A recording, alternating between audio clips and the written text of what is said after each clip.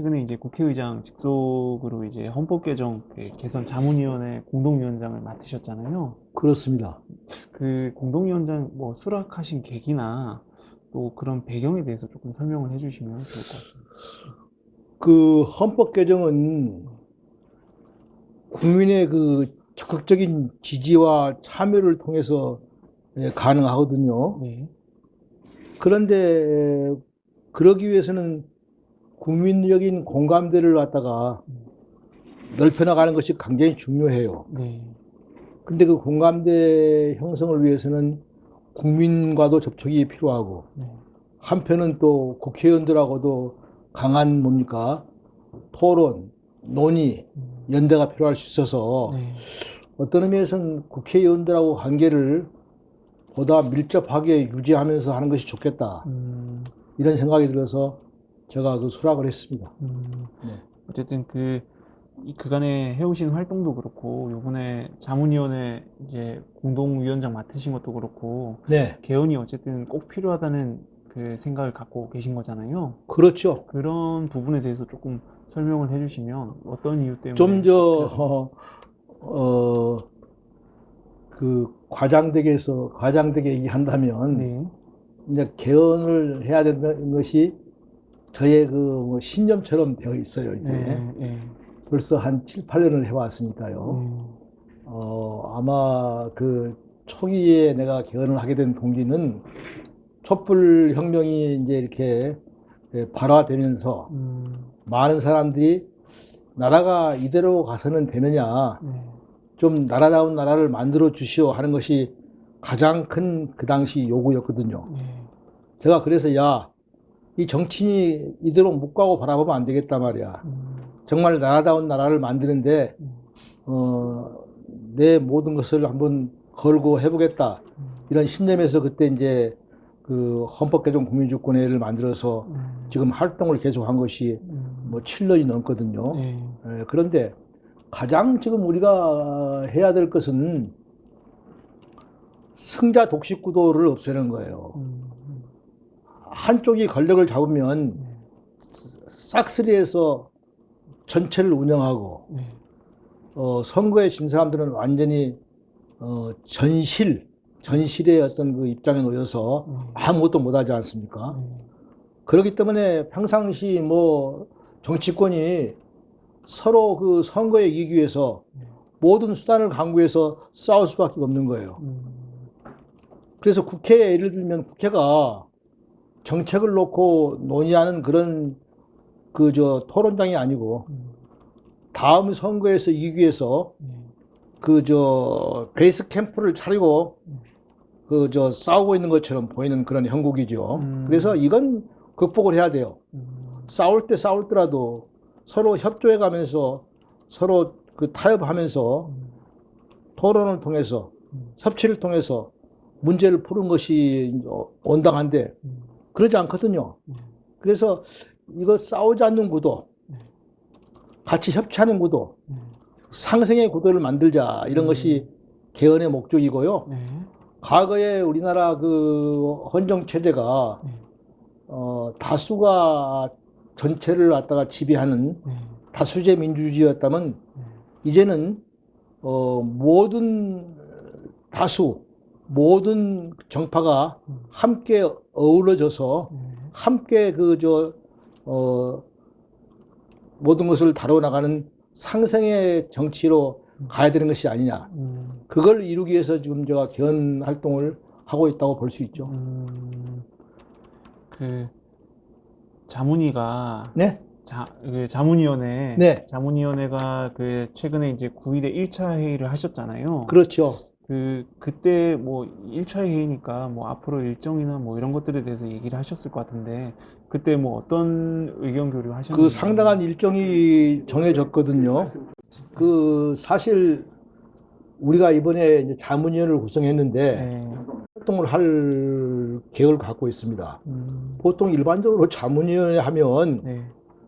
그 특정된 제한된 그 의제에 대해서 네. 그 법률적으로 자문하는 것이 자문위원들의 일로 생각하고 있는데, 이제는 우리가 단순한 법률적인 자문에 그쳐서는 안 되겠다. 어떤 결론이 나면 그걸 실천적으로 실현하는데 기여를 하겠다. 그건 뭐냐 그러면 국민적인 공감대를 갖다 형성해 나가는 것이고 국회의원 한 사람 한 사람들을 끌어들이는 그런 작전이에요. 그렇게 국민들의 공감대를 형성하고 국회의원들한테 호소하고 이렇게 해가지고 그 개헌의 어떤 결론이 우리한테 유리하게 갈 수 있도록 하는 거. 이런 작업도 우리가 이번에 열심히 좀 하자. 그래서 이번에는 단순한 자문이 아니고 공감대를 형성하기 위해서 홍보, 또 뭐 논의, 또 설득 이런 것도 함께 하려고 합니다. 그러면 그 네. 1차 때 구체적으로 그래서 이제 제가 말을 끌었는데요. 지금 자문위원회는 4개의 분과로 되어 있거든요.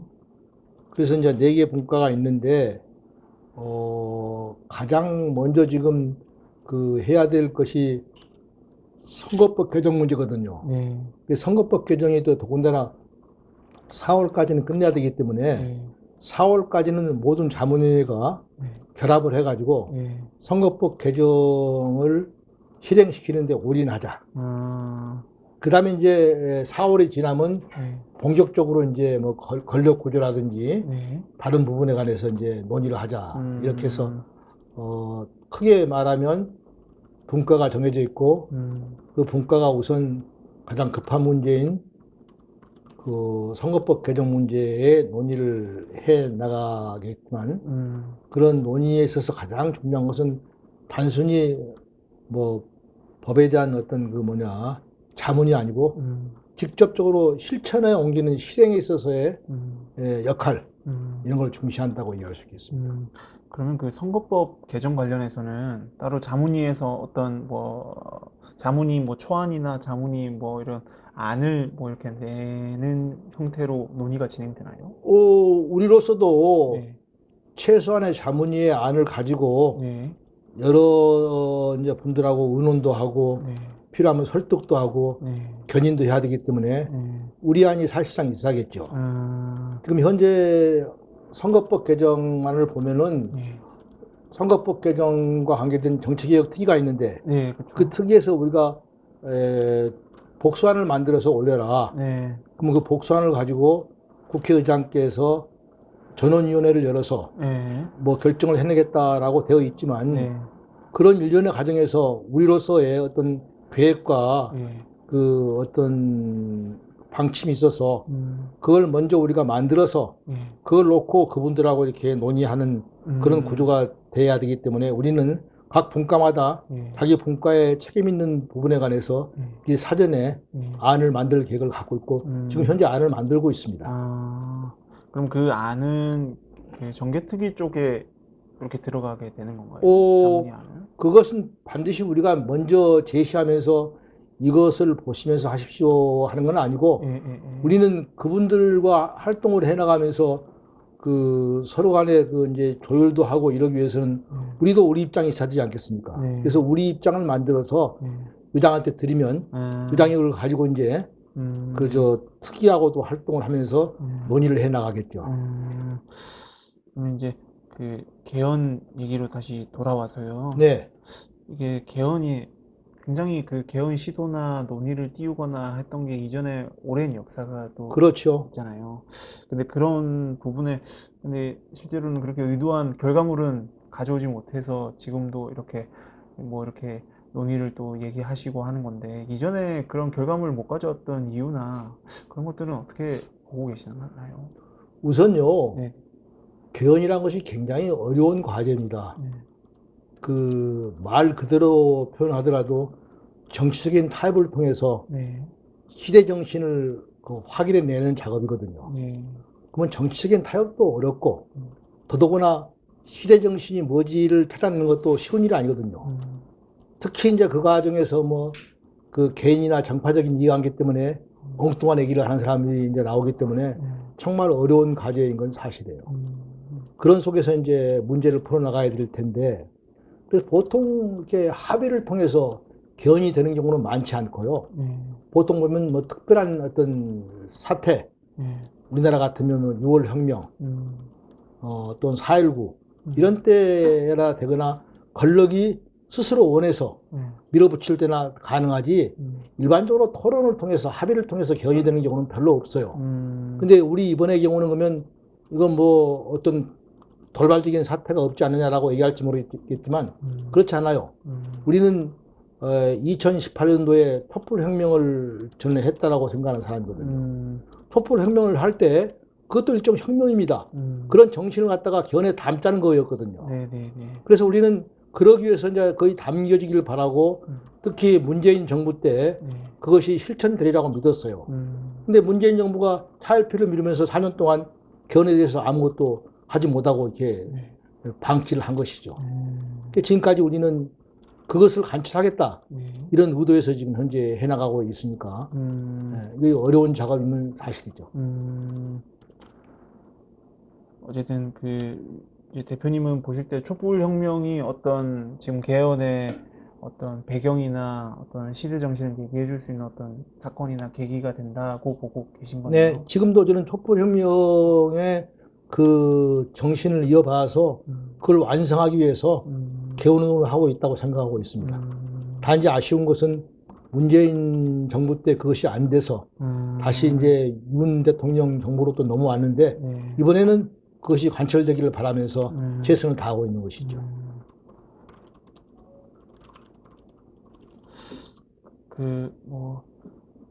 요런 이제 개헌 얘기가 나오면 네, 오늘 뭐 국회의장님이 뭐 자문위도 만드시고 뭐 이제 헌법 개정 특위도 따로 이제 만든다고 국회 안에 기구로 하나 만든다고 하셨고 네, 그 이후에 또 관련해서 헌법 개정 절차법도 만든다고 그렇게 나름의 그 플랜을 제안을 네, 하셨긴 한데 뭐 일반 국민들도 그렇고 실제로 의원분들도 만나보면 좀 개헌에 대해서는 회의적인 의견이 많은 게 현재로서는 현실인 것 같다고 저는 느끼는데 좀 그런 의견에 대해서는 뭐 어떻게 생각하시나요? 지금 시점? 현재 이렇게 사람들을 만나보면 네, 그 개헌이 되겠습니까? 네, 그 어려운 작업이 그 합의를 통해서 네, 특히 요즘 그 어려운 시기에 네, 가능하겠습니까? 하는 회의적인 반응을 보이는 사람도 꽤 있습니다. 네, 근데 반대로 많은 사람들이 정말 개헌이 됐으면 좋겠어. 좀 나라가 바뀌었으면 좋겠어.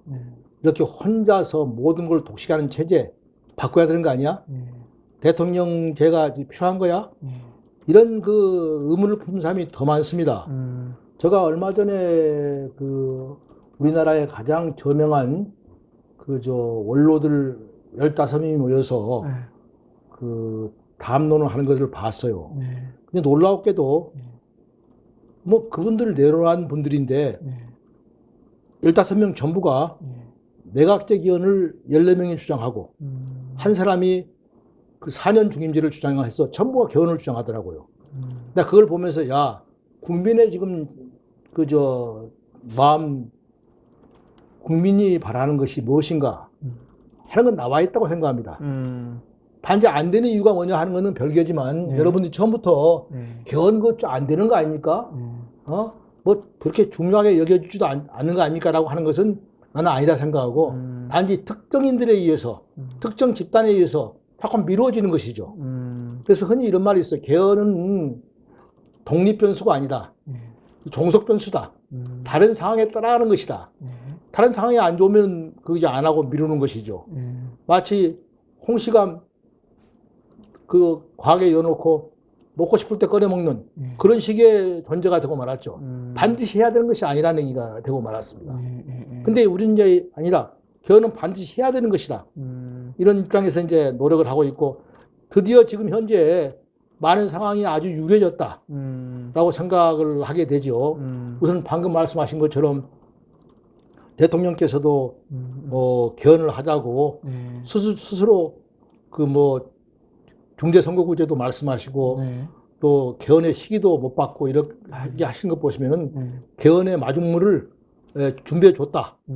이제는 개헌해봐라라고 저는 선언했다고 나는 보고요. 거기에 발맞춰서 국회의장도 같이 열심히 합시다라고 하고 있고 다른 당의 대표들 이재명 대표나 또 누구죠? 정진석 위원장, 비대위원장. 예, 정 정진석. 비대위원장도 역시 마찬가지고 해서 네. 전체 분위기가 상당히 하겠다는 생각을 갖고 있어요, 이제. 그런데 문제는 그때그때 자꾸만 상황이 바뀌면서 늘어지고 있다고 저는 생각하고 있습니다. 그러니까 다 이제 주요한 분들은 다 하겠다는 일단은 해야 자기들 된다는 지금까지 필요성을 제가 갖고 뭐 일일이 여기서 거론하지 않겠지만 네. 전부 다 하겠다. 음, 심지어는 뭐 일정까지 정해놓고 언제까지 하자. 음, 이렇게도 얘기하고 있는데 참 이제 우리가 좀 납득이 안 가는 것이 그런 속에서도 개헌 블랙홀이라는 논리를 펴면서 네, 지금 만일에 개헌을 하게 되면 네, 모든 다른 것이 제대로 진행될 수가 없습니다. 네, 지금 개헌을 해서는 안 됩니다. 네, 다 거기에 빨려 들어갑니다 하는 이런 개헌 블랙홀론을 주장하면서 네, 개헌을 반대하는 사람들이 있습니다. 나는 그 사람들의 생각이 아주 과장된 생각이라고 생각합니다. 물론 개헌 블랙홀론도 가끔 제기되긴 하지만 네, 지금 우리가 얘기하는 것은 반드시 개헌해야 돼. 반드시 언제까지 해야 돼. 반드시 무엇을 해야 돼. 그런 것이 아니고요. 네, 개헌은 하되 다음 총선 전까지 한다. 총선 전까지 또 일정하게 서로 간에 합의된 것만 통과시킨다. 또 합의 안 된 것은 다시 또 이어서 한다. 상당히 유연하게 접근하고 있죠. 네, 그러니까 한쪽에서 개헌에 대한 얘기를 하더라도 다른 쪽에서 다른 계획을 세워서 민생 문제에 대해서 일하는데 조금도 지장이 없습니다. 우리나라 사람들은 좀 묘한 거 있어요. 뭘 하나 딱 하면 거기에 막 매진해서 또 그걸 해놓고 다른 걸 하는 그런 습성이 있는데 일종은 뭡니까? 병행적 사고방식. 이것도 하고 저것도 하는 그런 사고방식이 필요합니다. 그러니까 한쪽에서는 개헌운동하고 한쪽에서는 민생 문제에 또 노력하고 이런 자세가 필요한 것이죠. 네. 그 대표님이 이전에 계속 개헌 활동 해오시면서 네. 여러 의견을 밝히셨던 것 중에 좀 인상적인 어떤 게 이제 개헌은 국민이 나서서 주도하고 추동해야 될 사안이다. 이런 의견을 밝히신 그 지면에 기고한 글을 제가 봤는데요. 근데 이게 국민이 이렇게 주도적으로 한다는 게 구체적으로 어떤 의미인지 뭐 그런 걸 좀 우선요, 개헌이 되려면 예, 국민이 공감대를 형성해주고 개헌합시다 하지 않으면 안 된다고 생각합니다. 예. 우선 기본적으로. 국회의원들이 뭡니까? 자기들이 나서서 개헌할 것 같습니까? 아닙니다. 사실요, 국회의원들은 이미 기득권화되어 있습니다. 자기 자신의 어떤 문제에 매여 있기 때문에 새로운 개혁의 시도 하려고 하지 않습니다. 그러니까 우리가 국회의원들 믿고는 할 수 없어요. 오히려 국민이 국회의원들을 추동해서 개헌합시다라고 할 때만이 진정한 개헌은 가능합니다. 국민이 요구하는 개헌이 가능합니다. 그래서 저희들은 그런 의미의 개헌을 바라고 추동하고 있는데 문제는 지금 말씀하시기를 그런 것이 이상적이지 과연 국회의원한테 와닿겠습니까 하는 얘기를 지금 하고 있잖아요. 저는 근데 그런 공감대가 서서히 형성되어 나갈 수 있다고 생각하거든요. 제가 하나 예를 들면요. 지난번 문재인 정부 말에 저희들이 개헌을 그렇게 그 국회가 하기 어려워한다면 개헌 발의권을 좀 국민도 가졌으면 좋겠다. 개헌도 국민에 대한 발의권을 갖도록 하자 하는 의미에서 원포인트 국민 참여 개헌을 주장한 적이 있어요. 과거에 우리나라 헌법에 국민이 직접 권한을 내는 적이 있었거든요. 근데 그것이 유신헌법 때 없어졌어요. 유신헌법 때 대통령하고 국회만 할 수 있지 국민이 할 수 없게 되어 있습니다. 근데 우리가 국민도 개헌하고 싶을 때는 할 수 있는 그런 발언권을 갖도록 하자. 이런 이제 헌법 개정을 하려고 해서 저희들이 우리 헌법 개정 국민주권 회의가 주동이 돼가지고 그 운동을 폈죠. 근데 놀랍게도요. 그 당시 한나라당이 반대를 했어요. 아니다 말이야. 지금 그거 하면 우리 당에 불리하다. 반대했음에도 불구하고 우리가 막 노력을 하니까 국회의원 151명이 찬성해서 개헌 발의권을 그때 냈습니다. 그것이 바로 2020 아마 1년인가 됐을 거예요. 얼마 안 됐어요. 근데 그렇게 해서 국회에서 개헌안이 발의됐습니다. 우리가 노력해가지고 151명이 이제 발의권의 한계인데 151명이 돼가지고. 근데 그렇게 됐음에도 불구하고 끝내 한나라당이 반대하니까 200명을 못 채웠어요. 그래서 200명이 안 되기 때문에 아예 포기를 못했습니다. 근데 우리가 그때 얻은 것은 야, 당파적인 개인적인 이해관계 때문에 개헌이 어려운 건 사실이지만 정말로 진심으로 호소하고 노력하면은 개헌이 어려운 것도 아니구나. 가능하겠구나. 이번에 보세요. 선거법 개정은요. 그 법안이기 때문에 절반인 150명이면 가결이 가능합니다. 지금 현재 80명이 뭉쳐서 초당파적으로 활동하고 있잖아요. 조금만 노력하면요. 이야기가 일치하면 사실 어려운 것도 아니라고 생각해요. 이따만 내가 어떤 점은 반드시 해야 되냐 하는 얘기가 나오면 내가 얘기하겠지만 그렇게 뭐 꼭 어려운 것이 아닙니다. 각자가 자기를 내려놓고 참여하면 되는 거예요. 그래서 우리가 노력하면 국민 참여 개헌, 국민이 원하는 개헌이 가능하지 않는 것이 아니다. 이상적인 것이 아니다. 노력하면 가능하다. 이런 신념을 가지고 해나가는 것이죠. 그리고 이제 개헌을 우리가 가능하다고 하려면 몇 가지 우리가 그동안에 여러 가지로 경험적으로 논의를 해서 얻어낸 결론이 있는데 첫째요. 개헌할 때 가장 중요한 것은 너무 전체를 한꺼번에 다 얻으려고 해서는 안 됩니다. 실제 서로 간의 입장을 타협해가지고 그 중요한 문제를 결정한다는 것이 쉬운 문제가 아니잖아요. 그래서 어떤 의미에서는 최소 홍배수를 찾아내는 것이 필요할지도 몰라요. 개헌은 지극히 타협적인 것입니다. 그렇기 때문에 우리가 이번에 개헌을 달성하려면은 전체를 다 얻어내겠다. 뭐 욕심스럽게 하면 기본권, 그 다음에 권력구조, 지방분권 전부 다 하자고 할 수 있는데 전부 다 노력을 하겠지만 안 되는 것은 그때 제낄 수 있어요.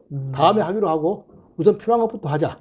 지금 필요한 것은 어떤 면에서는 헌법상의 권력구조, 다음에 선거제도, 정당체제 바꾸는 거 이런 것이기 때문에 그거 먼저 하자 할 수 있거든요. 그래서 나는 절대로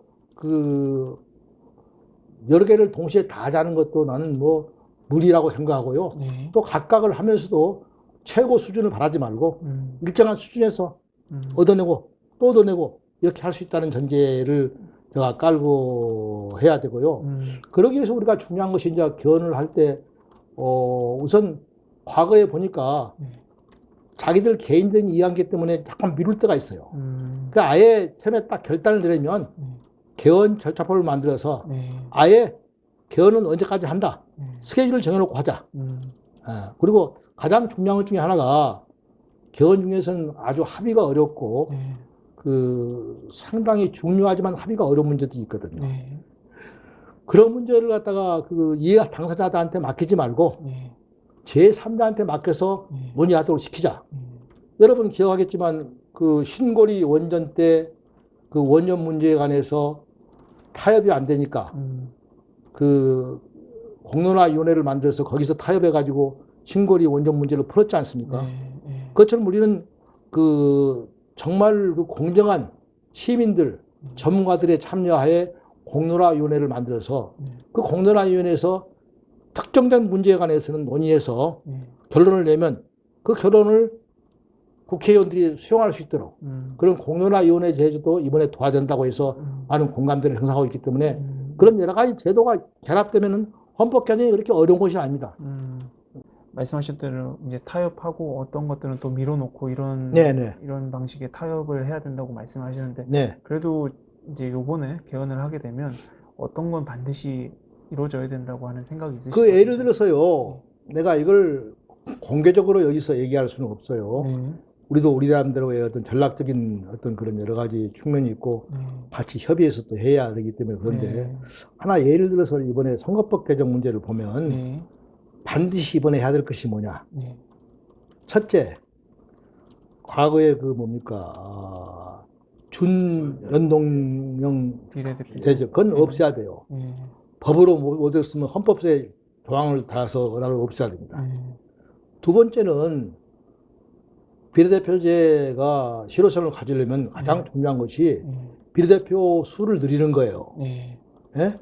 근데 지금은 국회의원 수를 늘리는 사람들이 반대하거든요. 상당히 그 내가 볼 때는 좀 개선돼야 될 어떤 그런 그 생각이라 봐요.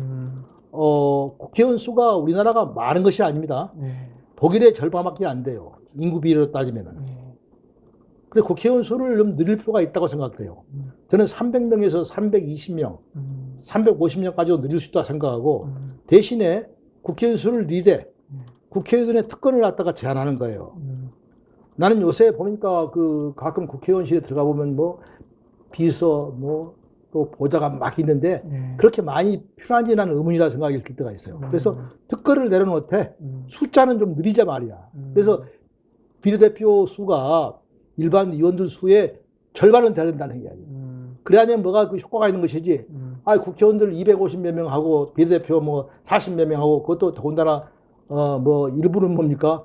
그냥 연동형으로 하지 않는 그런 제도는 아무 효과가 없어요. 또 세 번째 뭔 반드시 해야 되냐 그러면은 중요한 것은 공천을 어떻게 하냐가 중요합니다. 비례대표 문제도 어떻게 그 비례대표자로 선정되는 사람들을 골라내는가가 중요해요.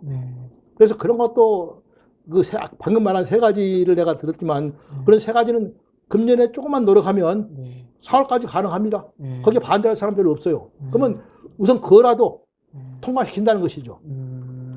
여러분 그 까치밥 이론이 있던데 까치밥이라는 것이 겨울에 뭡니까? 감나무가 그 이제 다 떨어질 때 감이 떨어질 때 마지막 남는 감 아닙니까? 그 마지막 남는 감을 그 농민들이 보존하는 이유가 그것이 자기들한테 의미가 있기 때문에 보존하는 것처럼 우리도 뭡니까? 선거법 개정 중요하죠. 굉장한 의미를 지니고 어떤 의미에서는 선차적인 문제이기도 하거든요. 그럼 이런 문제에 관해서 너무 지나치게 안 돼. 지금 뭐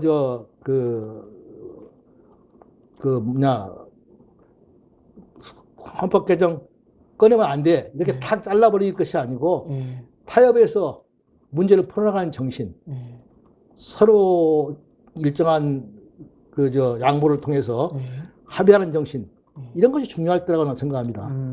까치밥을 남기는 정신. 난 이런 것이 중요하다고 보기 때문에 노력하면 난 선거법 개정도 이번이 적기다. 가능할 수 있단 말이야.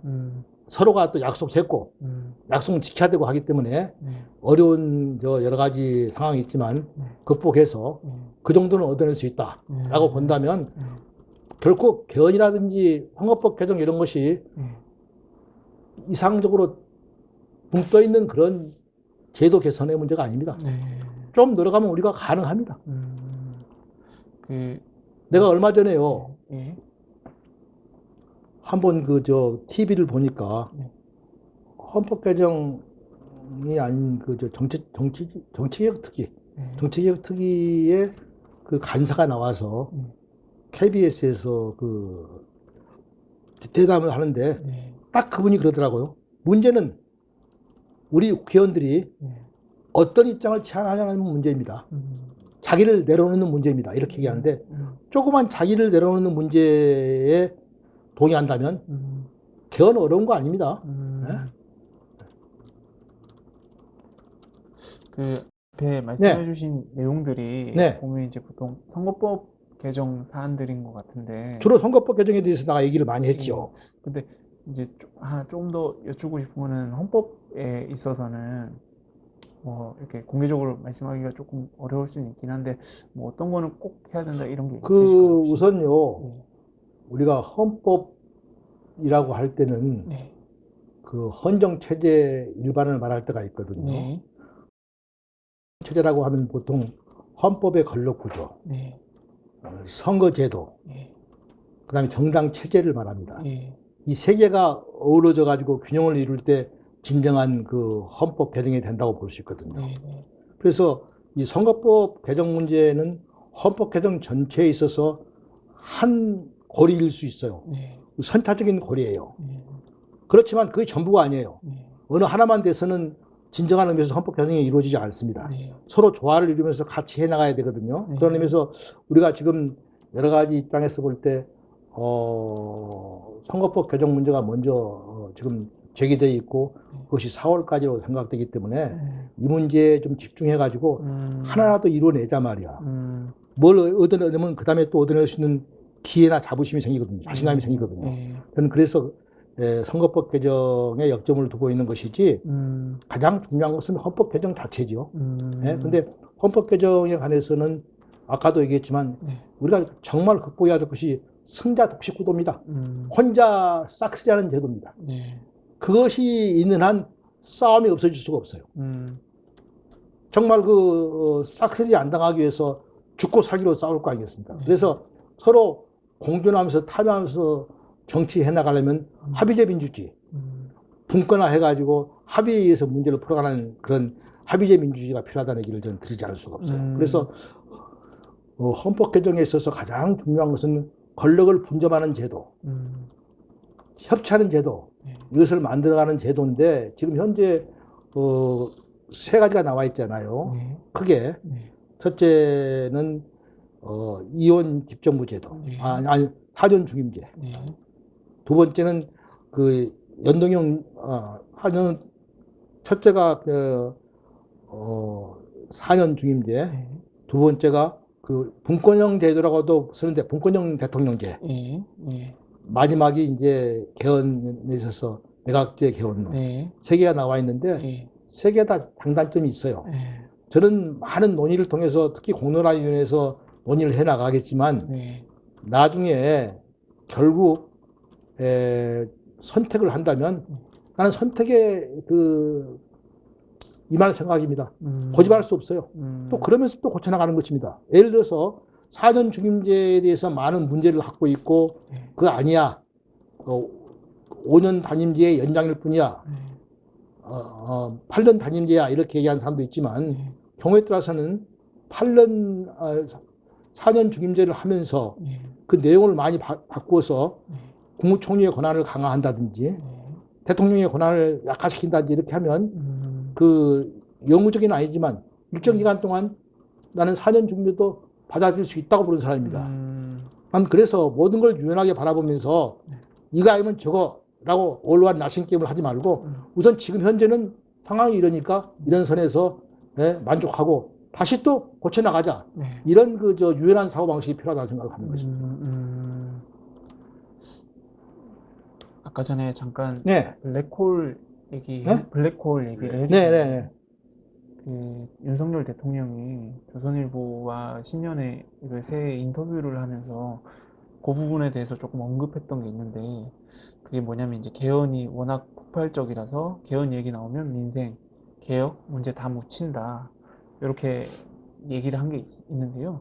이런 거에 대해서 이런 입장이나 견해에 대해서는 좀 대통령께서 더 생각을 좀 깊이 하신다면 다른 견해를 얘기할 수 있다고도 봅니다. 사실 일반적으로 볼 때 집권 초기에는 할 일이 많은데 개헌 같은 거창한 문제에 몰입하다 보면은 다른 것을 할 기회가 없습니다라고 해가지고 미루는 경향이 있어요.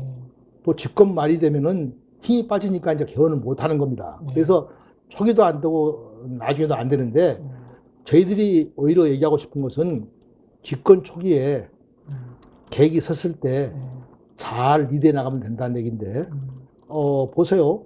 지금 우리가 그 국회의장의 얘기처럼 양 트랙, 그러니까 민생 문제를 해결하는 특위, 개헌 특위를 두 개 둬가지고 개헌 특위도 열심히 가동해서 아까 내가 얘기한 것처럼 여러 가지 유연하게 문제를 풀어나가면서 협조하고 서로 협의해 나가면 어떤 결론을 일부 얻을 수 있거든요. 그러면 그것대로 그건 이제 다뤄서 문제를 풀면 되죠. 그것이 무슨 뭐 나라 전체에 대해서 큰 부담을 준 것도 아니잖아요. 그러니까 내가 하고 싶은 것은 언제나 뭡니까?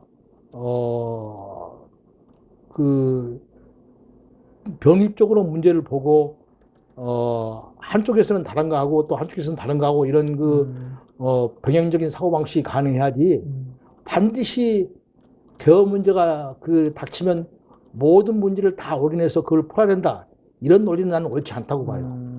개헌 불행론은 누가 제창했는지 모르겠지만 특히 우리나라에서는 맞지 않다. 우리나라 같은 경우에 정치 제도의 계획에 있어서도 병행론을 갖다가 주장한다면 충분히 양자가 서로 양립하면서 문제를 풀 수 있다라고 생각하고 개헌 문제도 앞으로 1년이 남아있잖아요. 그래서 1년 동안 노력하면서 공론화위원회도 구성하고 해가지고 막 해나가면 저는 충분히 합의가 될 수 있고요. 이건 사실 내가 얘기하기 좀 뭐한 얘기지만 지금 우리 전국이 협치하지 않으면 전부가 몰락할 수도 있는 그런 위험한 상태에 있습니다. 서로가 살기 위해서도 협치를 해야 됩니다, 이제는요.